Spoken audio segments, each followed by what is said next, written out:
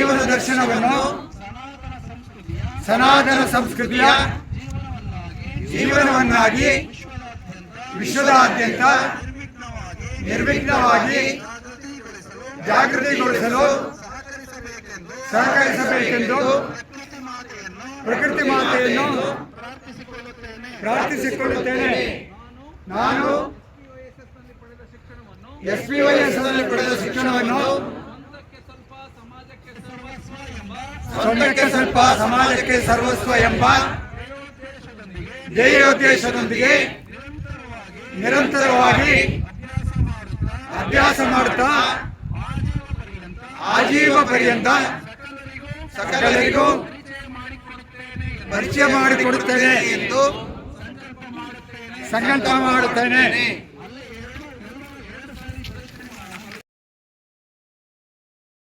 ಹರಿ ಓಂ. ಸಂಸ್ಕಾರ, ಸಂಘಟನೆ ಮತ್ತು ಸೇವೆ ಈ ಮೂರು ಪದಗಳು ಕೇವಲ ಘೋಷವಾಕ್ಯಗಳಲ್ಲ, ಇವು ನಮ್ಮ ಬದುಕಿನ ದಾರಿದೀಪಗಳು. ಶ್ರೀ ಪತಂಜಲಿ ಯೋಗ ಶಿಕ್ಷಣ ಸಮಿತಿ, ಕರ್ನಾಟಕದ ತುಮಕೂರು ಘಟಕದ ವತಿಯಿಂದ ಆಯೋಜಿಸಲಾಗಿದ್ದ ಒಂದು ವಿಶಿಷ್ಟ ಚಾರಣದ ಸುಂದರ ನೆನಪುಗಳಿಗೆ ನಿಮ್ಮೆಲ್ಲರಿಗೂ ಆದರದ ಸ್ವಾಗತ.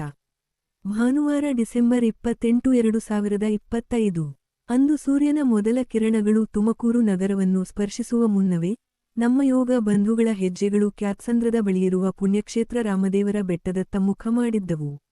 ಇಂದು ನಾವು ಆ ಚಾರಣದ ಭಕ್ತಿಪೂರ್ವಕ ಅನುಭವಗಳನ್ನು ಮೆಲುಕು ಹಾಕೋಣ. ಬೆಟ್ಟದ ಪೌರಾಣಿಕ ಇತಿಹಾಸ. ರಾಮದೇವರ ಬೆಟ್ಟ ಹೆಸರೇ ಸೂಚಿಸುವಂತೆ ಇಲ್ಲಿ ಮರ್ಯಾದಾ ಪುರುಷೋತ್ತಮ ಶ್ರೀರಾಮಚಂದ್ರನ ಪಾದಸ್ಪರ್ಶವಾಗಿದೆ. ತ್ರೇತಾಯುಗದಲ್ಲಿ ಶ್ರೀರಾಮನು ಪತ್ನಿ ಸೀತಾದೇವಿ ಮತ್ತು ಸೋದರ ಲಕ್ಷ್ಮಣನೊಂದಿಗೆ ವನವಾಸದಲ್ಲಿದ್ದಾಗ ಪ್ರಕೃತಿಯ ಈ ಸುಂದರ ಮಡಿಲಲ್ಲಿ ಕೆಲಕಾಲ ತಂಗಿದ್ದರಂತೆ. ಬೆಟ್ಟದ ತುದಿಯಲ್ಲಿ ಇಂದಿಗೂ ನಾವು ಕಾಣುವ ಆ ಸುಂದರ ಶಿವಲಿಂಗವನ್ನು ಸ್ವತಃ ಶ್ರೀರಾಮಚಂದ್ರನೇ ತನ್ನ ಹಸ್ತಗಳಿಂದ ಪ್ರತಿಷ್ಠಾಪಿಸಿದ ಎಂಬ ನಂಬಿಕೆ ಜನಮಾನಸದಲ್ಲಿದೆ. ಇದು ಕೇವಲ ಕಲ್ಲಿನ ಬೆಟ್ಟವಲ್ಲ, ಇದು ರಾಮಭಕ್ತಿಯ ಸಾಕ್ಷಿ. ಸಾವಿರಾರು ವರ್ಷಗಳ ಹಿಂದೆ ಇಲ್ಲಿ ಸಿದ್ಧಪುರುಷರು ನೆಲೆಸಿದ್ದರು. ಅವರು ತಪಸ್ಸು ಮಾಡಿದ ಪವಿತ್ರ ಗುಹೆಗಳು ಇಂದಿಗೂ ಇಲ್ಲಿನ ನಿಗೂಢತೆ ಮತ್ತು ದೈವಿಕತೆಯನ್ನು ಹೆಚ್ಚಿಸಿವೆ. ಚಾರಣದ ಆರಂಭ ಮತ್ತು ಪ್ರಕೃತಿ ಸೌಂದರ್ಯ. ಚಾರಣ ಆರಂಭವಾಗುತ್ತಿದ್ದಂತೆ ಯೋಗ ಬಂಧುಗಳ ಮುಖದಲ್ಲಿ ಒಂದು ರೀತಿಯ ದೈವಿಕ ಕಳೆ ಇತ್ತು. ಹಚ್ಚ ಹಸಿರಿನಿಂದ ಕೂಡಿದ ಹಾದಿ, ಬೆಟ್ಟದ ಕಲ್ಲು ಬಂಡೆಗಳ ನಡುವೆ ಹರಿಯುವ ತಂಗಾಳಿ ನಮ್ಮ ದೈಹಿಕ ಆಯಾಸವನ್ನು ಮರೆಸುತ್ತಿತ್ತು. ಯೋಗ ಶಿಕ್ಷಣದ ಪ್ರಮುಖ ಅಂಗವಾದ ಪ್ರಾಣಾಯಾಮವನ್ನು ನಾವು ಪ್ರಾಯೋಗಿಕವಾಗಿ ಅಲ್ಲಿ ಅನುಭವಿಸಿದೆವು. ಶುದ್ಧವಾದ ಗಾಳಿಯನ್ನು ಸೇವಿಸುತ್ತಾ ಪ್ರತಿ ಹೆಜ್ಜೆಯಲ್ಲೂ ಓಂ ಎನ್ನುವ ಮಂತ್ರದ ಅನುರಣನ ಕೇಳಿಬರುತ್ತಿತ್ತು. ಬೆಟ್ಟ ಏರುವುದು ಕೇವಲ ದೈಹಿಕ ವ್ಯಾಯಾಮವಲ್ಲ, ಅದು ನಮ್ಮೊಳಗಿನ ಅಹಂಕಾರವನ್ನು ಕಳಚಿ ಪರಮಾತ್ಮನ ಹತ್ತಿರ ಹೋಗುವ ಹಾದಿ ಎಂಬುದನ್ನು ಆ ಕ್ಷಣಗಳು ನಮಗೆ ಕಲಿಸಿಕೊಟ್ಟವು. ಪೂಜೆ, ಭಜನೆ ಮತ್ತು ಸತ್ಸಂಗ. ಬೆಟ್ಟದ ತುದಿಯನ್ನು ತಲುಪಿದಾಗ ಸಿಗುವ ಆ ದೃಶ್ಯ ವರ್ಣನಾತೀತ. ಅಲ್ಲಿನ ಶಾಂತ ವಾತಾವರಣದಲ್ಲಿ ಎಲ್ಲರೂ ಒಟ್ಟಾಗಿ ಕುಳಿತು ಮಾಡಿದ ಭಜನೆ ಮತ್ತು ಸತ್ಸಂಗ ಇಡೀ ಪರಿಸರವನ್ನೇ ಮಂತ್ರಮುಗ್ಧಗೊಳಿಸಿತ್ತು. ಕಣ್ಣು ಮುಚ್ಚಿ ಕುಳಿತ ಯೋಗ ಬಂಧುಗಳ ಧ್ಯಾನದ ಸ್ಥಿತಿ, ಹೃದಯದಿಂದ ಹೊರಹೊಮ್ಮಿದ ಭಕ್ತಿ ಗೀತೆಗಳು ರಾಮದೇವರ ಸನ್ನಿಧಿಯಲ್ಲಿ ಒಂದು ಆಧ್ಯಾತ್ಮಿಕ ಸಂಚಲನವನ್ನು ಮೂಡಿಸಿದವು.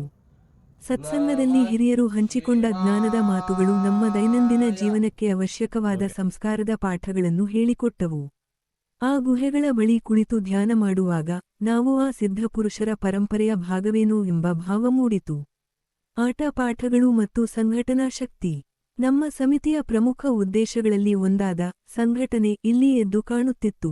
ಯುವಕರು, ಹಿರಿಯರು ಎನ್ನದೇ ಎಲ್ಲರೂ ಸಕ್ರಿಯವಾಗಿ ಪಾಲ್ಗೊಂಡಿದ್ದ ಆಟ ಪಾಠಗಳು ನಮ್ಮಲ್ಲಿ ಬಾಲ್ಯದ ನೆನಪುಗಳನ್ನು ಮರುಕಳಿಸಿದವು. ಸಮೂಹ ಆಟಗಳ ಮೂಲಕ ಪರಸ್ಪರ ನಂಬಿಕೆ ಮತ್ತು ಸಹಕಾರದ ಪಾಠಗಳನ್ನು ಕಲಿಯುವಂತಾಯಿತು. ನಗು, ಚೇಷ್ಟೆಗಳ ನಡುವೆಯೇ ಶಿಸ್ತಿನ ಮೌಲ್ಯವನ್ನು ನಾವು ಮರೆಯಲಿಲ್ಲ. ಯೋಗವೆಂದರೆ ಕೇವಲ ಆಸನಗಳಲ್ಲ, ಅದು ಹತ್ತಾರು ಜನರನ್ನು ಪ್ರೀತಿಯಿಂದ ಬೆಸೆಯುವ ಶಕ್ತಿ ಎಂಬುದು ಈ ಕಾರ್ಯಕ್ರಮದ ಮೂಲಕ ಸಾಬೀತಾಯಿತು. ಪ್ಲಾಸ್ಟಿಕ್ ಮುಕ್ತ ಅಭಿಯಾನ ಮತ್ತು ಪರಿಸರ ಸೇವೆ. ಆದರೆ ಈ ಚಾರಣದ ಹಿಂದೆ ಅತ್ಯಂತ ದೊಡ್ಡ ಮತ್ತು ಮಹತ್ವದ ಉದ್ದೇಶವಿತ್ತು. ಅದುವೇ ಸೇವೆ ಮತ್ತು ಪರಿಸರ ರಕ್ಷಣೆ. ಇಂದಿನ ಕಾಲದಲ್ಲಿ ಮನುಷ್ಯ ತಾನು ಹೋಗುವ ಕಡೆಯಲ್ಲೆಲ್ಲ ಪ್ಲಾಸ್ಟಿಕ್ ತ್ಯಾಜ್ಯವನ್ನು ಎಸೆದು ಪ್ರಕೃತಿಯನ್ನು ಮಲಿನಗೊಳಿಸುತ್ತಿದ್ದಾನೆ. ನಮ್ಮ ಪವಿತ್ರ ಬೆಟ್ಟಗಳನ್ನು ಉಳಿಸುವುದು ನಮ್ಮ ಆದ್ಯ ಕರ್ತವ್ಯ. ಈ ನಿಟ್ಟಿನಲ್ಲಿ ಶ್ರೀ ಪತಂಜಲಿ ಯೋಗ ಶಿಕ್ಷಣ ಸಮಿತಿಯ ಯೋಗ ಬಂಧುಗಳು ಬೆಟ್ಟದಾದ್ಯಂತ ಬಿದ್ದಿದ್ದ ಪ್ಲಾಸ್ಟಿಕ್ ವಸ್ತುಗಳನ್ನು ಆರಿಸಿ ಈ ಪುಣ್ಯಕ್ಷೇತ್ರವನ್ನು ಪ್ಲಾಸ್ಟಿಕ್ ಮುಕ್ತಗೊಳಿಸುವ ಪಣ ತೊಟ್ಟರು. ನಮ್ಮ ಪರಿಸರ ನಮ್ಮ ಜವಾಬ್ದಾರಿ ಎಂಬ ಘೋಷಣೆಯನ್ನು ನಾವು ಕೇವಲ ಕೂಗಲಿಲ್ಲ, ಅದನ್ನು ಮಾಡಿ ತೋರಿಸಿದೆವು. ದಯವಿಟ್ಟು ನೆನಪಿಡಿ, ನೀವು ಯಾವುದೇ ಬೆಟ್ಟ ಅಥವಾ ಅರಣ್ಯ ಪ್ರದೇಶಕ್ಕೆ ಹೋದಾಗ ಪ್ಲಾಸ್ಟಿಕ್ ವಸ್ತುಗಳನ್ನು ಎಲ್ಲೆಂದರಲ್ಲಿ ಎಸೆಯಬೇಡಿ. ಮುಕ್ತಾಯ ಮತ್ತು ಧನ್ಯವಾದಗಳು. ಹೀಗೆ ಆಧ್ಯಾತ್ಮ, ಸಂಸ್ಕಾರ ಮತ್ತು ಸೇವೆಯ ಸಮಾಗಮವಾದ ಈ ಸುಂದರ ಚಾರಣವು ನಮ್ಮೆಲ್ಲರ ಮನದಲ್ಲಿ ಚಿರಸ್ಥಾಯಿಯಾಗಿ ಉಳಿಯುತ್ತದೆ. ಈ ಕಾರ್ಯಕ್ರಮದಲ್ಲಿ ಪಾಲ್ಗೊಂಡು ಯಶಸ್ವಿಗೊಳಿಸಿದ ಪ್ರತಿಯೊಬ್ಬ ಯೋಗ ಬಂಧುವಿಗೂ, ಪದಾಧಿಕಾರಿಗಳಿಗೂ ಹೃದಯಪೂರ್ವಕ ಧನ್ಯವಾದಗಳು. ನಮ್ಮ ಈ ಪಯಣ ನಿರಂತರ. ನಮ್ಮ ಸಂಸ್ಕೃತಿ ಮತ್ತು ಪರಿಸರವನ್ನು ಉಳಿಸುವಲ್ಲಿ ನಾವು ಸದಾ ಮುಂದು.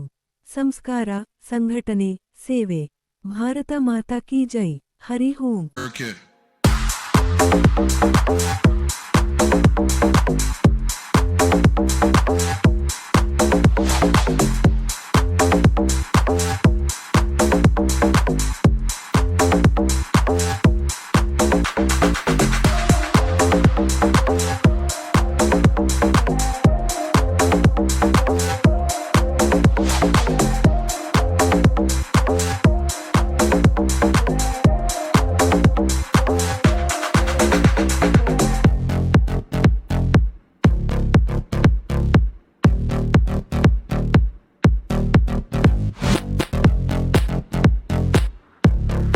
ಫ್ರೆಂಡ್ಸ್, ರಾಮದೇವ್ರ ಬೆಟ್ಟ ಬಂದಿದ್ದೀವಿ. ಎಲ್ಲ ಟ್ರೆಕ್ಕಿಂಗ್ ಮುಗೀತು ನೋಡಿ. ಇದೇ ರಾಮ್ ಸೀತೆ ಸೆರಗ್ದಾರಿರೋದು ನೋಡಿ. ಎಲ್ಲ ವಿಹಾರ ಮಾಡ್ತಾ ಇದ್ದಾರೆ, ಎಲ್ಲ ಸ್ನ್ಯಾಕ್ಸ್ ತಿಂತಾ ಇದ್ದಾರೆ. ಮಹೇಂದ್ರ ಅವರೇ, ಇವರೇ ರಘು ಅವ್ರ ಸಾರಥ್ಯದಲ್ಲೇ ಬಂದಿರೋದು ನೋಡಿ. ಎಲ್ಲ ಮಕ್ಕಳು ಬಂದಿದ್ದಾರೆ.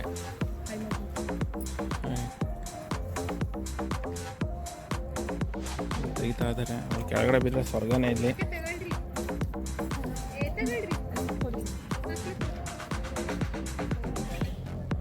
ಇದು ನಮ್ಮ ಟೋಲು. ಅಲ್ಲಿ ನೋಡಿ ತೆಗಿತಾ ಇದ್ದಾರೆ ನೋಡಿ.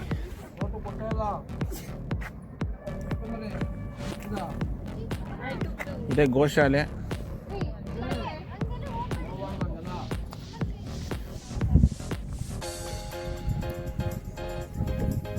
ಶಾಲೆ ಎಲ್ಲ ಬಂದಿದ್ದಾರೆ, ಎಲ್ಲ ಇದಾಗಿದೆ. ಇಲ್ಲಿ ಶಿವನ ಜಾಗ ಇದೆ. ಒಳ್ಳೆ ಜಾಗ ಇದು. ಕರೆಕ್ಟಾಗಿ 1 ಅವರ್ಗೆ ಹತ್ಬೋದು ಮೇಲಕ್ಕೆ. ಬುರ್ಮೂರು ಪಳ್ಯ, ಕರೆಕಲ್ ಪಳ್ಯದ ಮೇಲೆ ಬಂದರೆ ಹತ್ರ ಆಗುತ್ತೆ.